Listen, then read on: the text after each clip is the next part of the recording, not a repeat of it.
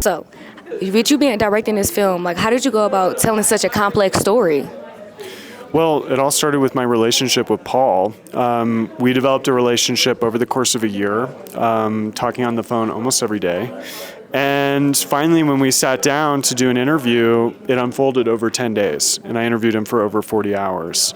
So the film, I always knew the foundation of it would be my interview with Paul, but he also had 1,000 hours of archival footage and tens of thousands of photos.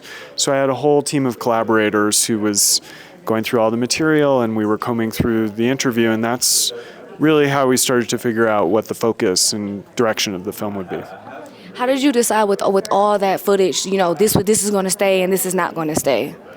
I mean, really, whatever supported the storytelling, whatever helped us to get to know Paul and feel like he became a multidimensional, complex person, because Paul isn't really known. I mean, he's known as Pee-wee, but not as Paul Reubens. And so he was so generous to share so many personal kind of home videos and photos.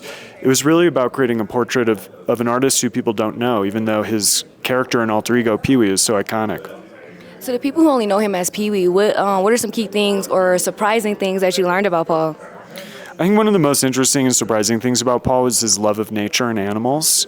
He lived in this kind of modern, mid-century modern house in the East Hollywood Hills, and every day he would feed wild animals. So dozens of deers and skunks and ravens would fly and wander into the property at sunset, and he would be there feeding them. And I thought that was something that was really key to who he was that nobody would know unless you visited him. It's funny, my granny does the same thing. We had to stop telling her because they would just come to the yard and be there all the time. And so my last question for you is, when people watch this film, what do you want them to get from it?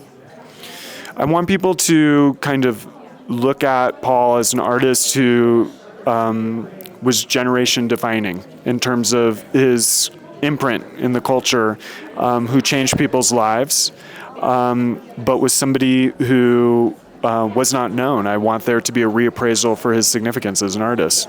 Thank you. I really appreciate you, and thank you for telling this story. Thank you. Thank you so much. In the end, everything will be carved in stone.